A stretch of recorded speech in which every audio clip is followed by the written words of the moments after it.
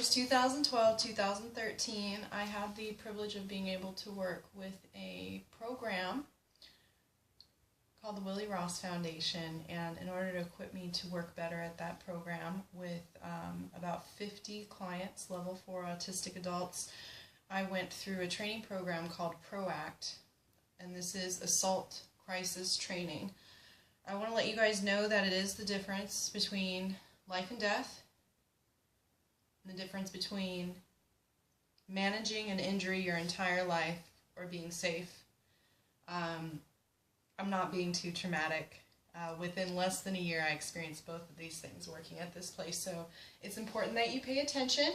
And Lord willing, none of these things will come across your paths as you are going to spread the gospel of Jesus Christ. God bless you all. And I've been praying for you all. So I want to start out with two stories, two different situations. And these are the truth. We had a client named Pedro. He was autistic, and all of our clients had several disabilities going on, whether it be physical, mental. And with Pedro, he liked to kind of violate people's space. He kind of got off on that. You know, I won't give specific examples, but definitely with him, he was a very emotional man. And there were some people he liked, and then some people he really didn't like. You'll notice with some autistic persons, they'll kind of target one or two people that they really don't like, and if they get anywhere near them, they'll get aggravated, even to the point where they will charge at them or even start to physically harm themselves just out of this reaction to not being around this person. And it could have to do with a trauma in their life or other things. But with Pedro, there was one worker that he absolutely could not be paired up with. So we just kind of learned that about him and didn't bother with that. And we would always make sure that there was more than one person around him at all times. You never want to be alone when you're with a client. You always want to make sure that you have at least one other person around. Now you can have up to 2 people that you're taking care of, but just never be alone. It's very important. So anyways, with Pedro, you know, he was very emotional, but he was also very playful. He'd kind of, you know, joke around a lot. And, you know, there was one time that we were all in a brand new facility, brand new environment. We were still working out, you know, safety and other things like that there. And it was kind of like a free hour. Everybody was eating their lunch and out. We weren't specifically assigned any tasks when normally every hour they do something different. So, you know, it was either one-on-one, you're taking care of one client, if they're a higher risk client, or you could have 2. So in this case, I'm spotting my 2 clients. They're sitting down at the table. And no, mind you, every single staff member was there. Every single person was present. Okay? And there was another guy who was supposed to be shadowing his client. Her name was Jasmine.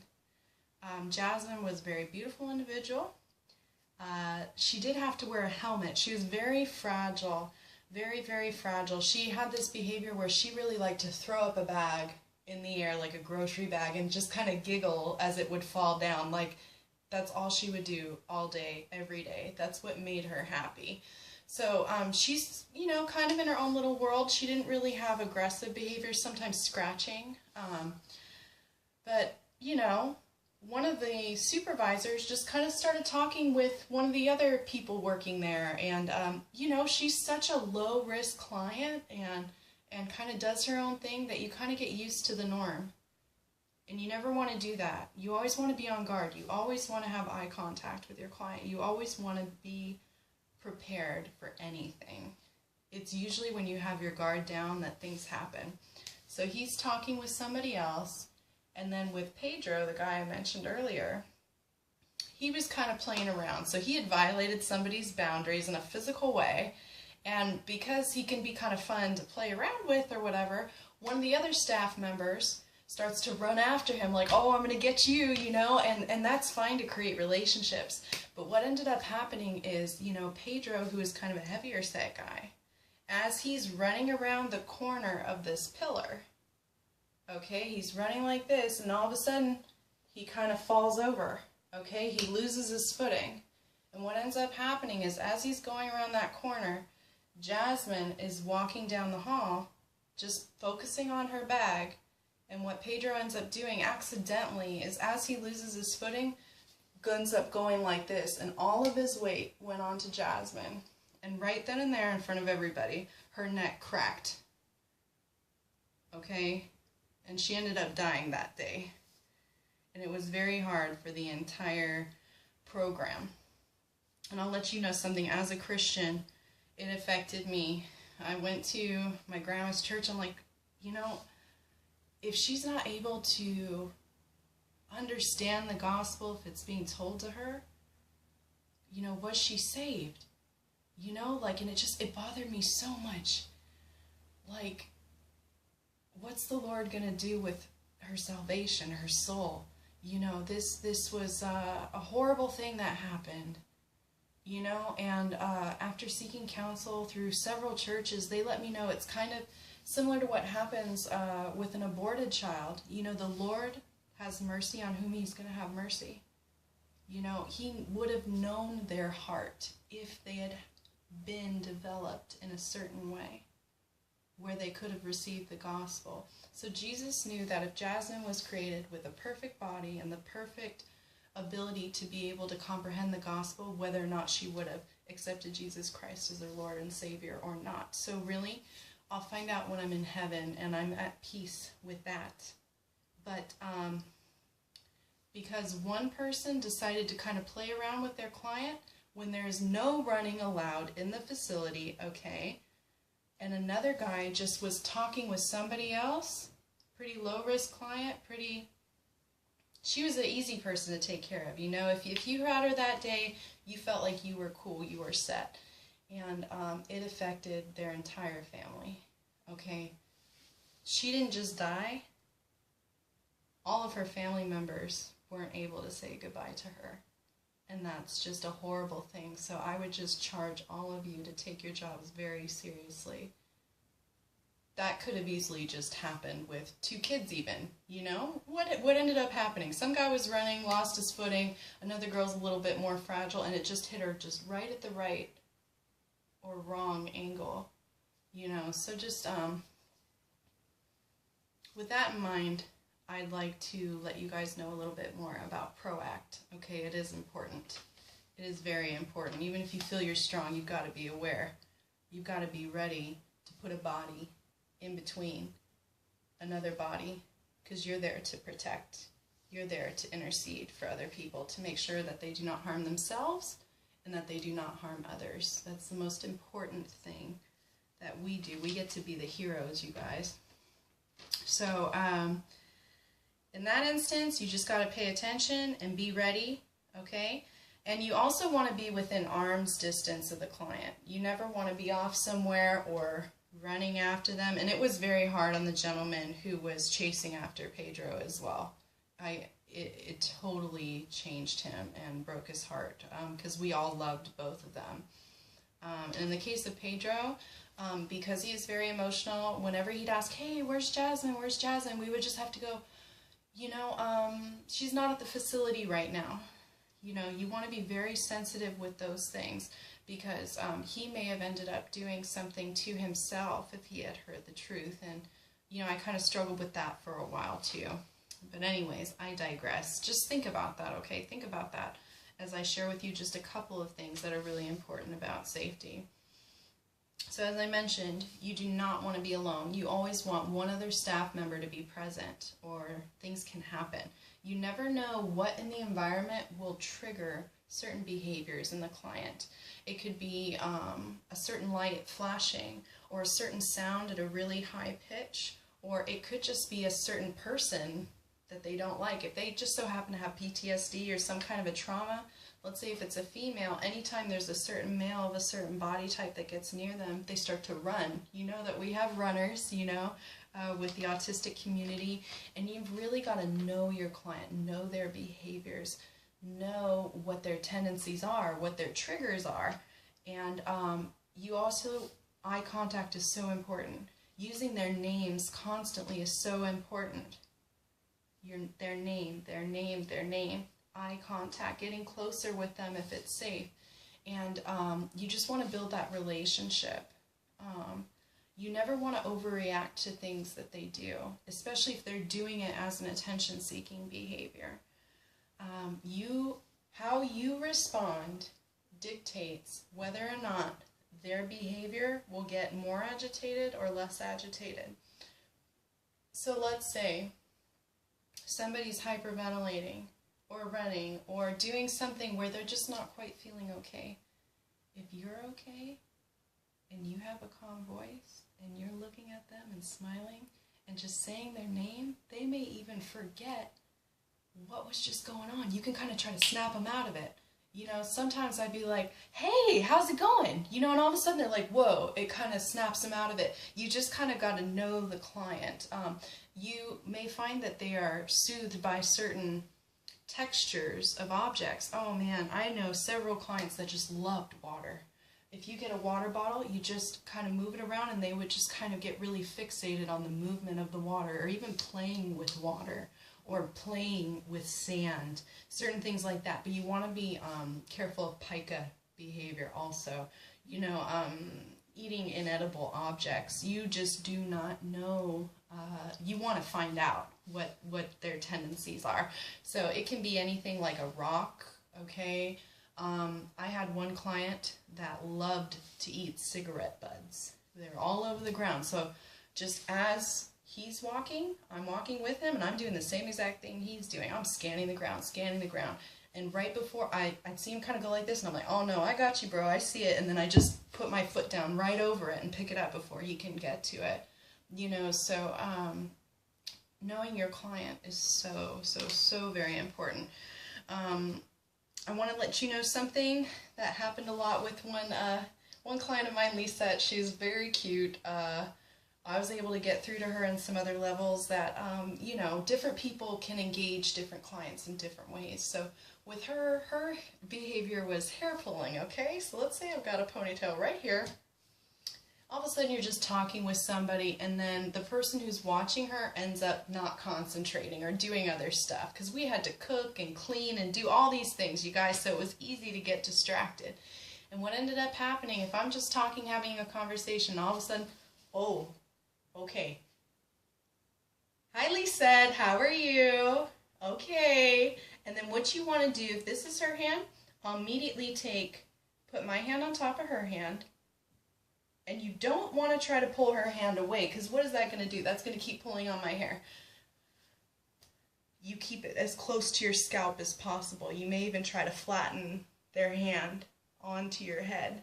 You want to keep their hand, and it just seems like the exact opposite of what you would encourage. You want to think, ugh, get it off of me. But no, you want it to be as close to you as possible so that your hair doesn't get harmed. And again, you don't react in a way that's like, oh my gosh, it's so wrong, or oh my gosh, what are you doing, or stop it. You know, this is a sign for stop, this is a sign for wrong, this is a sign for no. Yes, those are all very important. If you can somehow put your words in a physical way, because maybe they're not quite reading with all their senses. You just, again, if you know your client, then you'll know what they respond to best.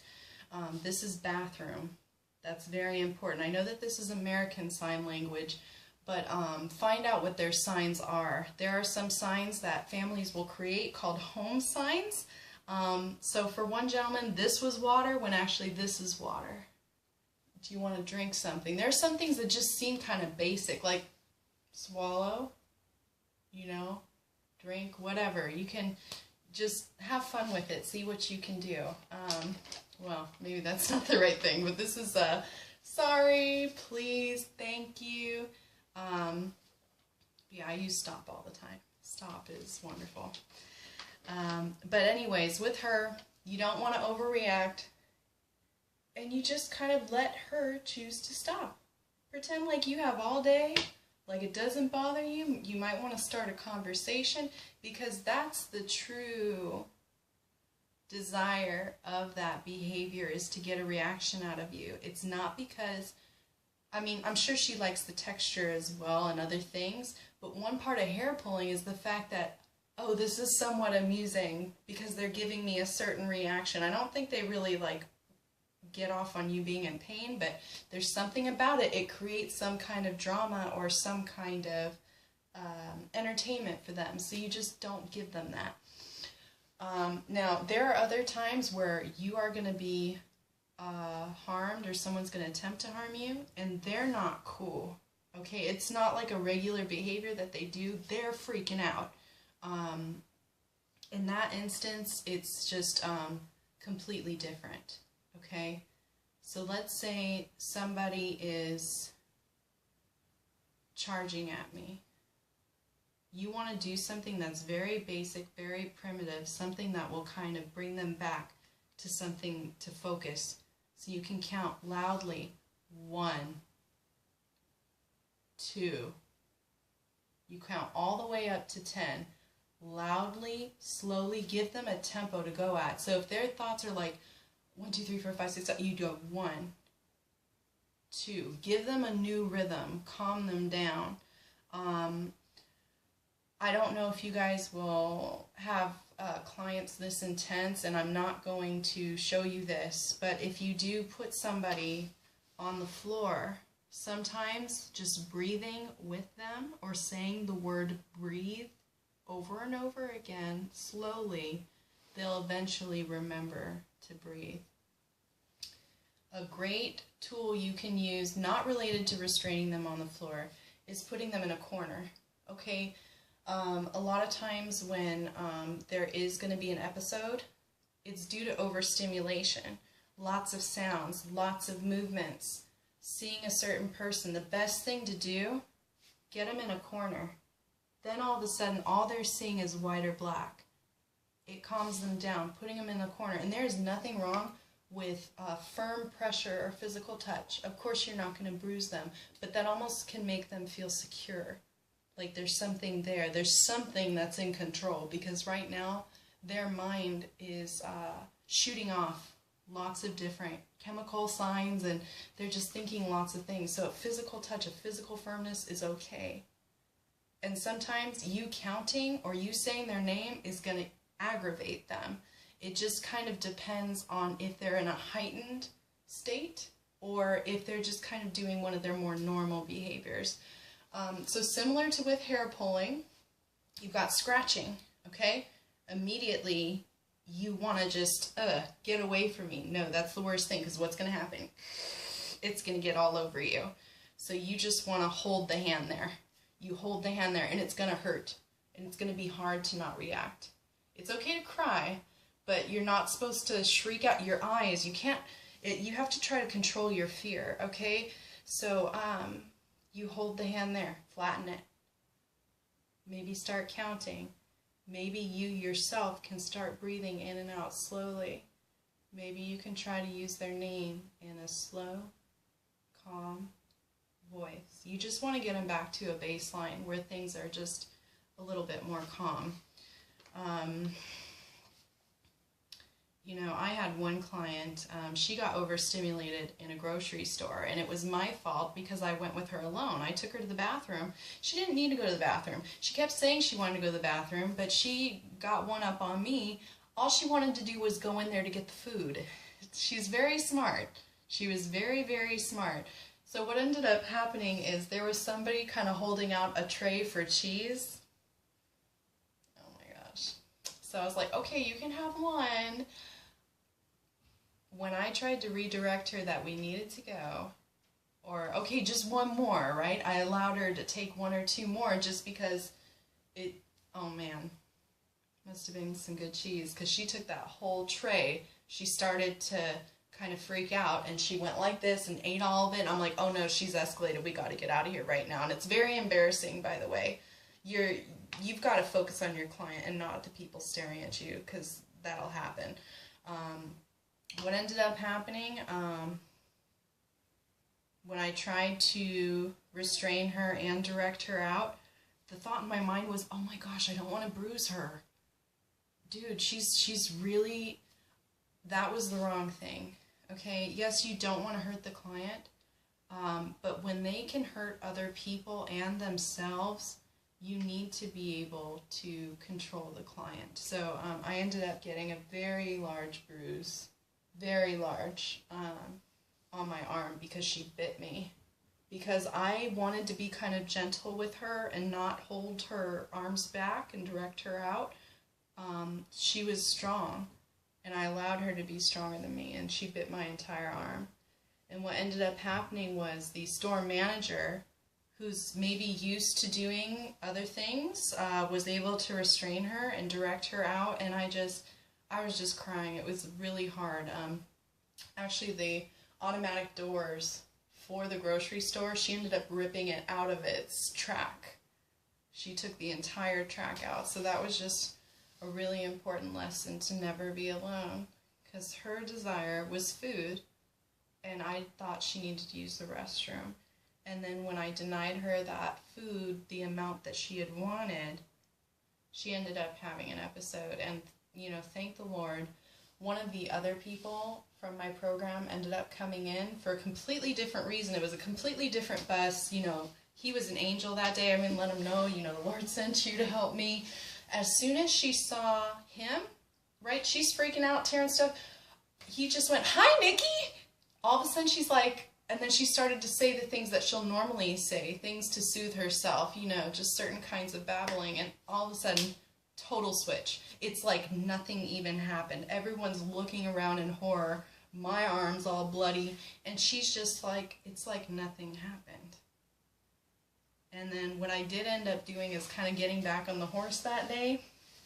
I went back to the program after I'd gone to the hospital, and I was like, "Hi, Nikki, how are you?" You know, like nothing happened. She was right there, and she kind of like chomped her teeth in front of me, and I'm like, "Nah, that's not going to affect me. You know, you're still there, and I'm still here." And you just got to let them know you don't want to validate the behavior with fear or with running away from them. It gives them a form of power that they shouldn't have. And it sucks because all you've got to do is say, you know, that was wrong, that hurt me, you know, like, and that's all you can really do. And that's okay.